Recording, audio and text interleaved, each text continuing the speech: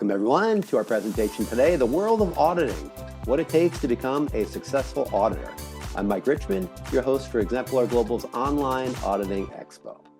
This session is presented by Erin Casteel, and Erin is a lead auditor from Intertek SAI Global, and she conducts third-party certification audits across multiple industry sectors for ISO management system standards, ISO IEC 27001, ISO IEC 42001, ISO 9001, ISO 20000-1, and ISO 22301. She represents Australia in the ISO IEC Committee SC27, developing the ISO IEC 27000 series and other standards for information security management, cybersecurity, and privacy protection. In this presentation, Erin is going to offer her perspective on the skills you need to maximize your success as an auditor. So Erin, thanks for joining us here at the Expo. Thank you so much for having me. Our pleasure, our pleasure. Of course. All right. Well, let's start with a little bit about Intertek SAI Global. So it's quite a large organization across, it's global. And as Intertek SAI Global delivers more than 125,000 audits annually, as well as training courses for over 100,000 people across 130 countries. It also does product certification and food safety certification, as well as sustainability assurance. But what we're going to be focused on today is management system auditing. So this is just a little bit of information about all of the variety of audit and certification, as well as training that Intertek SAI Global does. In terms of the assurance learning, there's a whole suite of different training that's available. You can see on the screen that it includes information security, environmental management, sustainability, auditing, of course, health and safety, quality. One that's not here, but we will have a separate slide on just because it's a bit newer, is the training for ISO IEC 42001 for artificial intelligence management systems, but we'll have a look at that a bit later in the presentation. In terms of the types of training, there is in-person training, in-house for a specific organization, instructor-led. There's virtual training that's done in real time, where students can join online to virtual sessions, as well as 100% online training that can be done anywhere, anytime. And then little micro-learning trainings as well that just focus on very specific skills that are also part of the portfolio. So I thought that it would be useful before we jump into details about, technical things, would be to just talk a little bit about what the role of a management system auditor for ISO management systems is. What is it that we do? So an ISO management system auditor is responsible for evaluating the conformance and effectiveness of an organization's management system against the requirements of one or more ISO management system standards. So we may do a standalone audit for just a particular management system, but for an organization that has more than one certification, we can do an integrated audit across their whole integrated management system as well, or we can split those up in various ways depending on the requirements. In order to become an ISO management system auditor, you need to get training, of course, and get certification, as well as practical experience. So even once you've had training, you're not going to sort of get pushed into the deep end, as it were. You'll need to witness, do observation audits, and then slowly, with the help of a qualified auditor,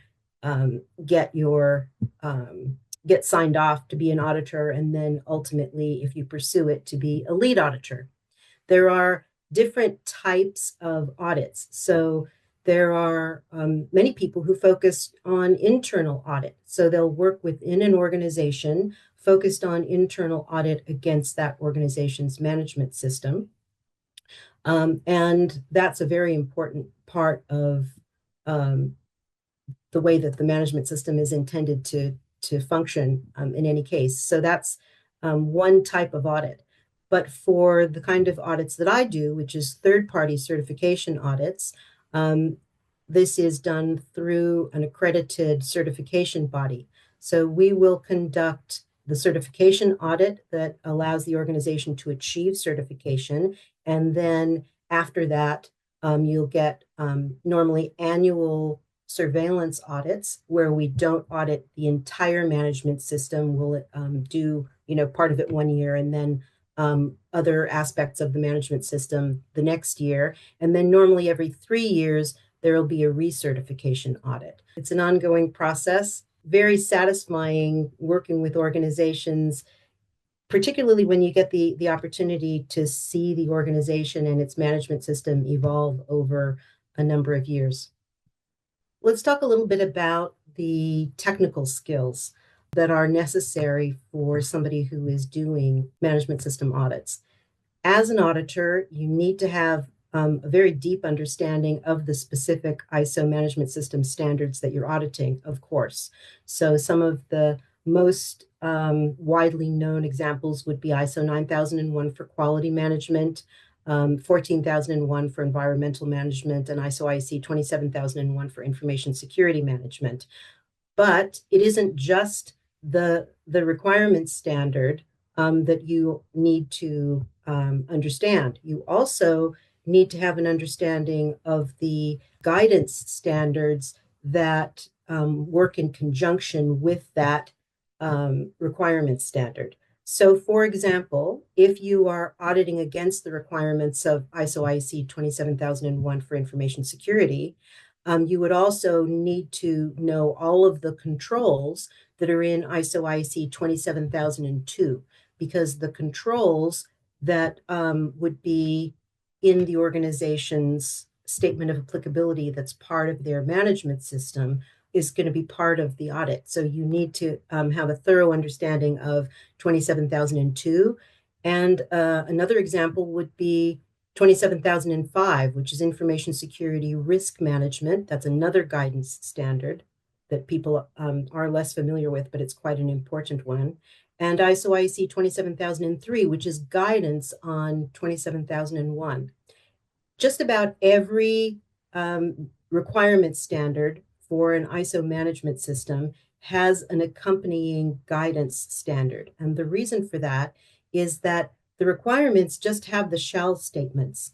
They don't actually give you the details about what do we mean by the shall statement. So examples, guidance on what all of that means. And those go into the guidance standards that accompany the primary requirement standard. So it's really important, as somebody who's interested in being a management system auditor, to be aware and to be knowledgeable about not only the requirement standard, but about the accompanying guidance standards. So obviously an essential technical skill that you need to have. In addition to that, having specific expertise for different industry sectors that you are auditing is also extremely important, because the way that the management system standard is applied can be quite different depending on the industry sector. So in terms of manufacturing, the examples that I've listed here, managed service providers, software developers, financial services, construction, government agencies, nonprofits, all of those can look quite different. And having an understanding of the context and the industry sector is really quite important. So what that means is that for a lot of certification bodies, there are requirements for us to be able to demonstrate that we have expertise in particular industry sectors in order to be able to audit those.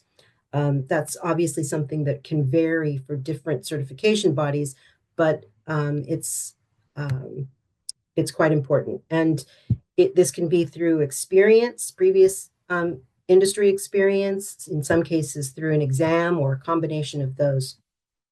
So the next thing that I've listed here is just an understanding of basic audit techniques, understanding how to do the audit plan, how to conduct audits. There are a lot of very specific rules and requirements around that, how to do the audit reporting, sampling techniques.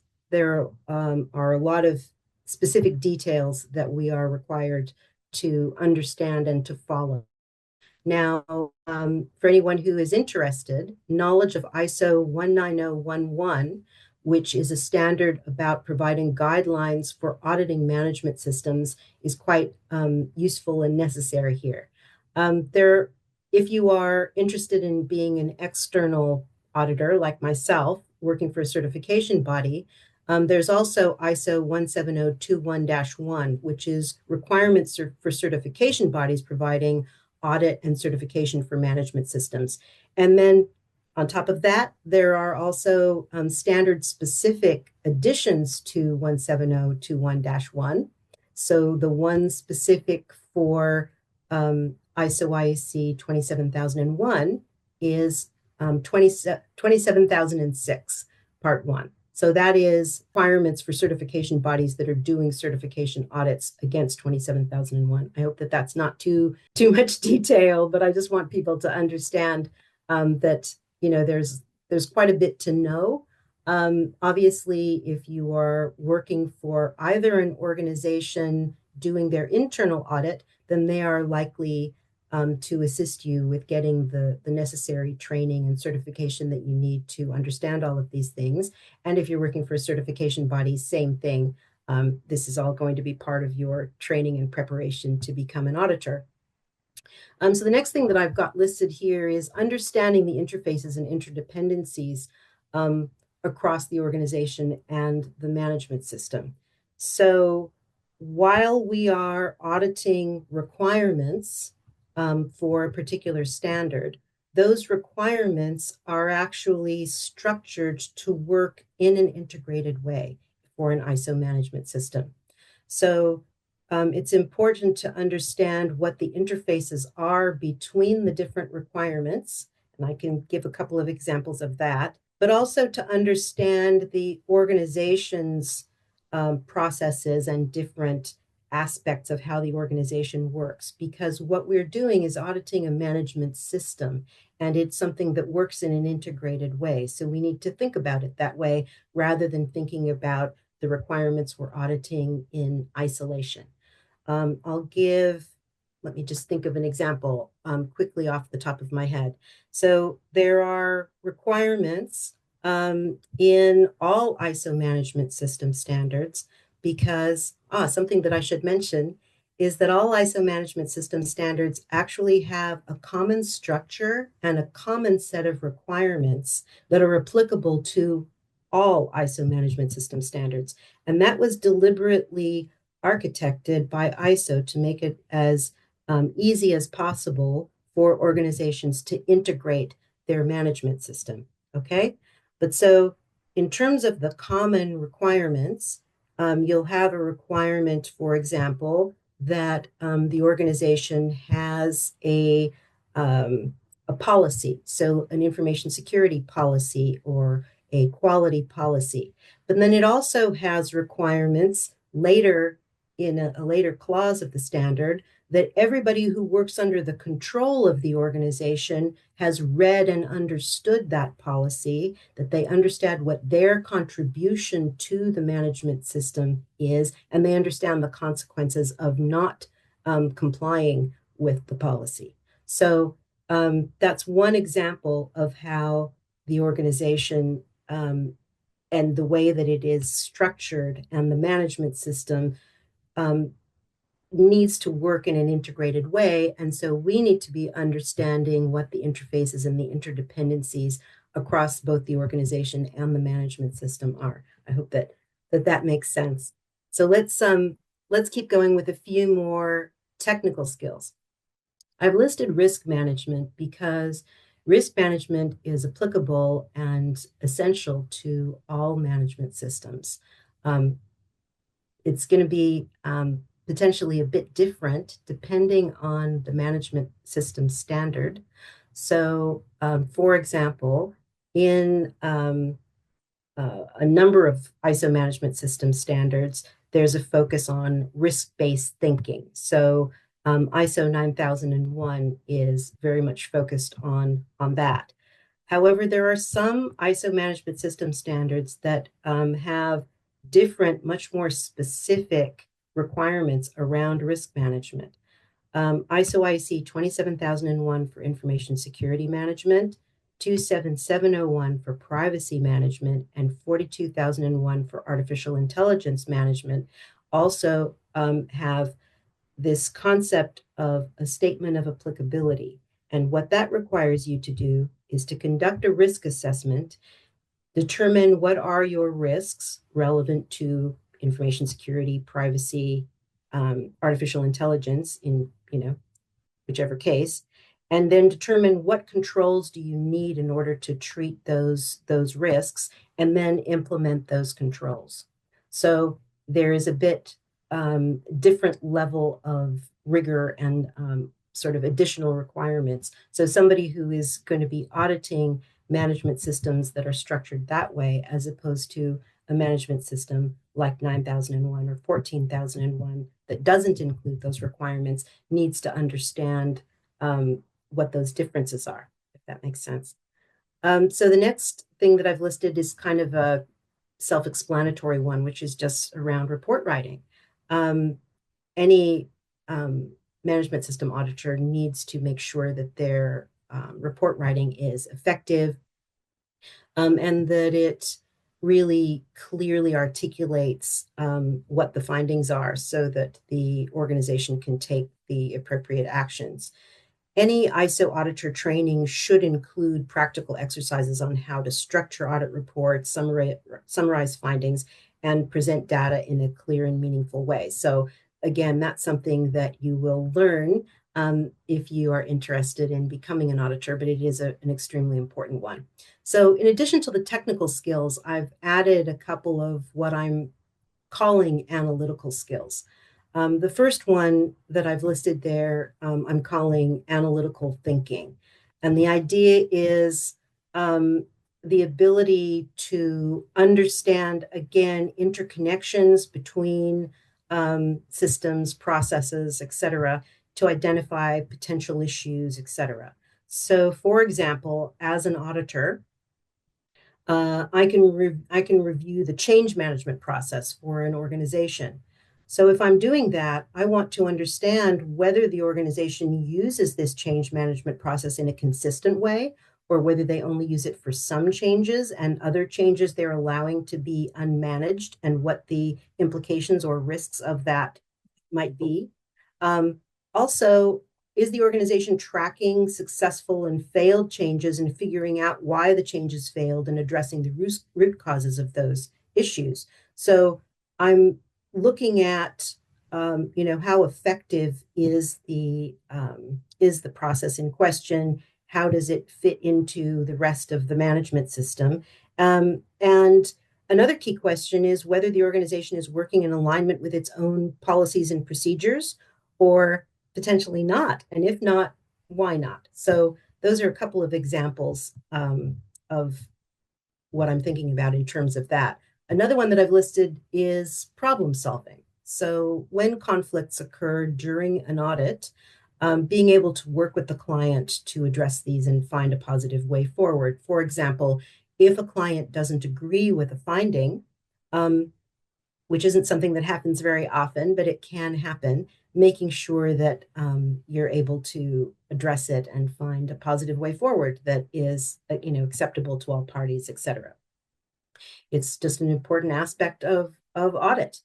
Another one that is relatively self-explanatory is just having attention to detail. You're going to be looking at a lot of documentation and other evidence, and you need to be able to identify where there are anomalies, where there are potential nonconformances, and follow those up and try to, clarify where there may be something missing, gaps that need to be addressed. The only way to do that is to really be scrutinizing the evidence that you have, and not just sort of doing it as a tick in the box exercise. Another one that I've listed is just basic critical thinking. So you're evaluating evidence and you're making judgments and you're making conclusions based on the audit findings. So I'm looking for evidence that what the organization has in place is both effective and fulfills the requirements of the standard in question.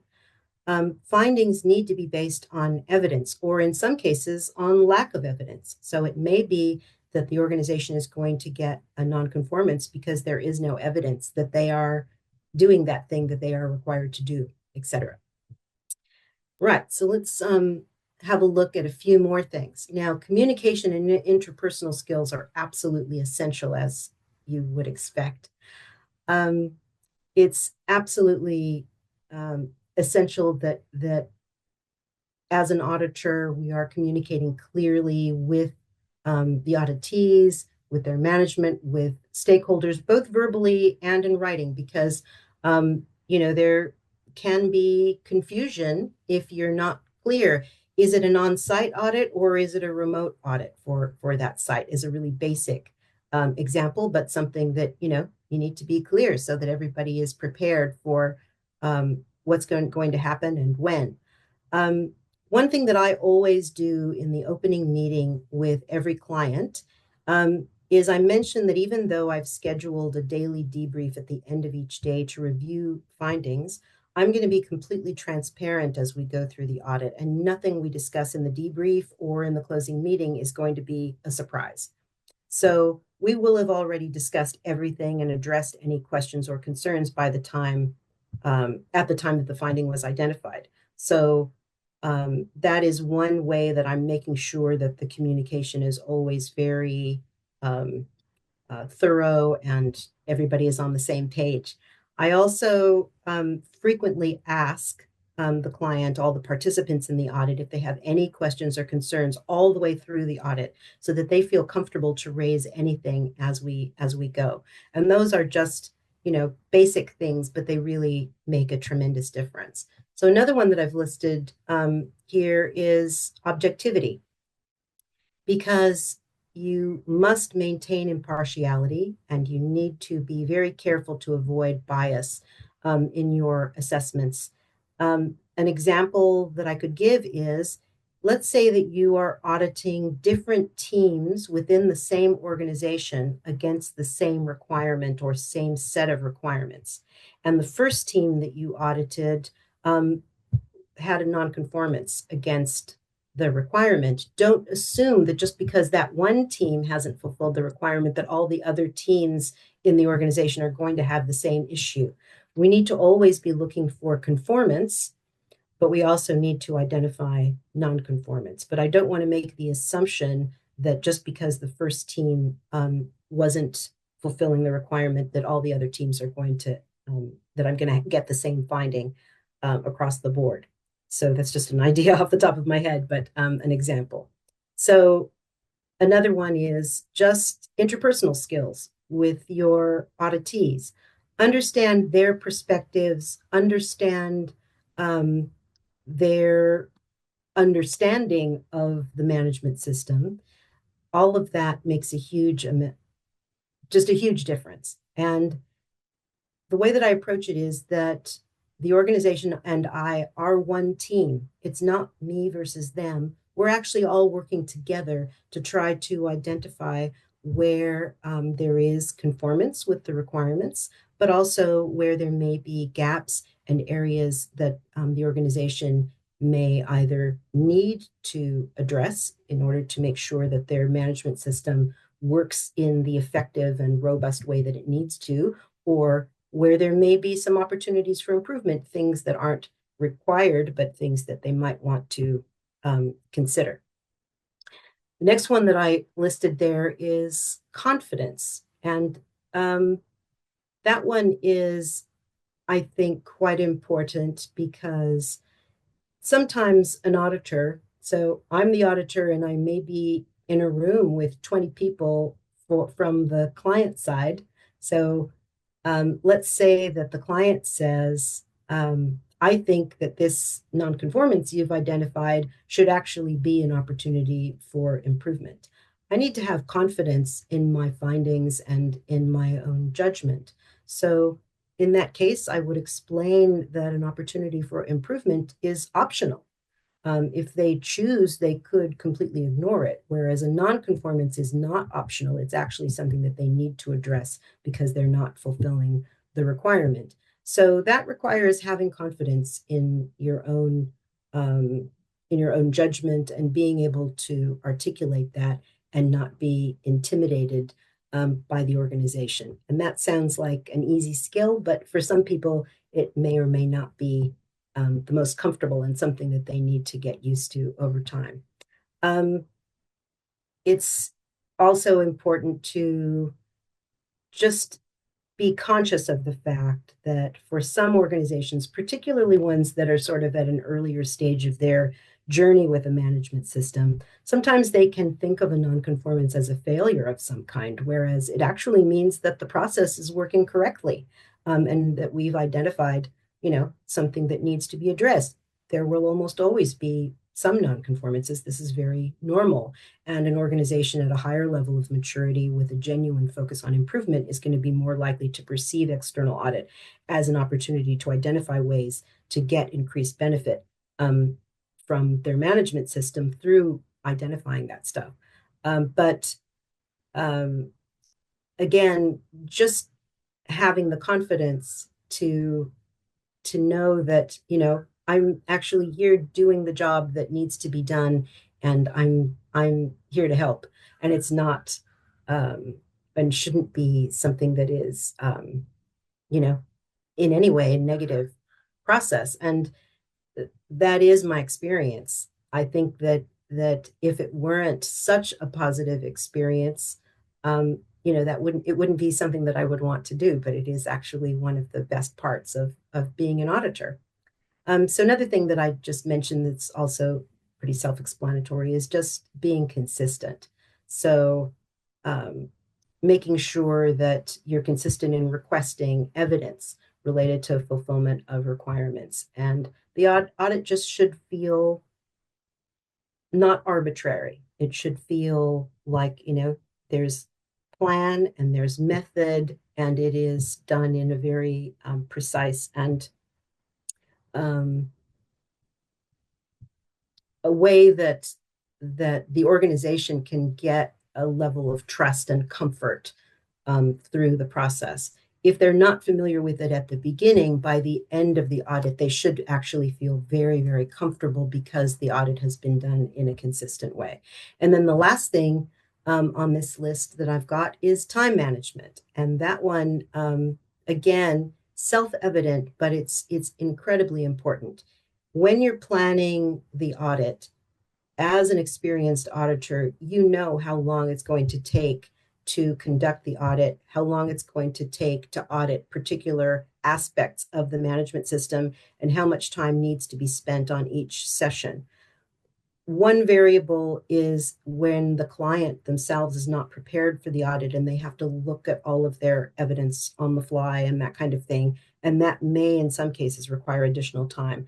But for the auditor, failure to work according to the audit plan should not be something that happens. You need to have very, very good control of the time and make sure that you are delivering against what you promised in the audit plan. If you promise you're going to lunch at 12, then that's what you do. If you promise that you'll be finished with the audit at 4:30, then that's when you'll be finished for that day. Basic stuff, but nevertheless quite important. So just a few other things that I mentioned. One is ethical conduct. It's a real obvious one, but you've got to maintain very high ethical standards in all aspects of your work. Um, just really basic things. You make sure, and I always do this very first thing, I tell the client that anything that they tell me, show me, or share with me stays with me. No one else has visibility of it.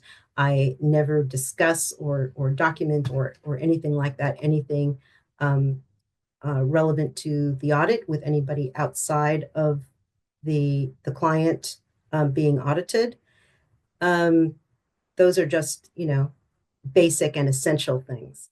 Another thing that's quite important is a focus on continual improvement, because the way that ISO management system standards are structured is around the Deming cycle of plan, do, check, act. And continual improvement of the management system over time is what ensures that the management system will evolve and mature over time. So being able to have a focus on that through every audit is a really important one. And then the last piece is around leadership. So as a lead auditor, you're going to have an audit team.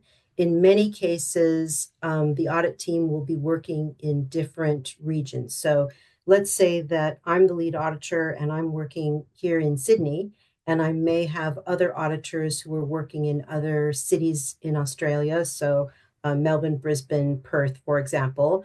And then when they finish their parts of the audit, then they will send their parts of the audit report to me and that kind of thing. But I need to be helping to make decisions, communicating. In some cases, if it's a less experienced auditor, then you may need to do some mentoring as well, which is another important part. But it obviously depends on the skills of the audit team. So there's that aspect. And then also, as an auditor working on behalf of a certification body and representing the certification body and representing auditors, there's leadership in regard to that as well. So they're all basic bits and pieces that go into being successful as an auditor, nevertheless, pretty important. Okay, so earlier I mentioned when I was talking about our training portfolio that the latest training that we have added to that portfolio is in regard to ISO IEC 42001. So there is a separate slide for that just because it's the newest one. We've got the foundation course already available, and the lead implementer course has now gone live. We have 2 additional courses. One is Auditing ISO IEC 42001, and then the other is Lead Auditor, and both of those will be launching in May of this year. So I just wanted to mention that because it wasn't in that earlier slide. There's also going to be a webinar that I've been asked to mention that we're doing on the 11th of April, all about ISO IEC 42001 and managing risks with artificial intelligence. There is a way that anyone who's interested can get a hold of how to do training through Intertek SAI Global. So those were the things that I wanted to cover off, and I wanted to ask Michael, did you have any questions, or is there anything else that I should add? No, that was great, Erin. Really, really good overview. Very in depth of what it takes to become a successful auditor. That's great. But of course, if you out there are watching this on demand, as we all will be, you will be, you may have questions for Erin. If you do, you can write us at info@exemplarglobal.org, and we'll then forward your questions over to Erin, and I'm sure she and people on her team will get back to you with their answers. Before we close this session, I want to remind you that we have a lot of other great presentations here at the Expo, including a live panel discussion that we're having right at the end of the Expo. So we encourage you to check out all those sessions and get your CPD for them, as you can get your CPD for this session today as well. So Erin, thanks again for joining us. Great job. Thank you all out there for being there with us. And we appreciate you joining us here at Exemplar Global's Online Auditor Expo. So thanks so much.